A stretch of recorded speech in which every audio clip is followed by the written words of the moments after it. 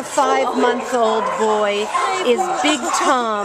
Big Tom came in as a stray and sadly has a case of Demodex mange. The shelter did a skin scraping and confirmed that he has this non-contagious, very easily treatable mange. His number is 421-9485, and he's here at the Baldwin Park shelter. This dog needs a loving, calm, compassionate, safe home.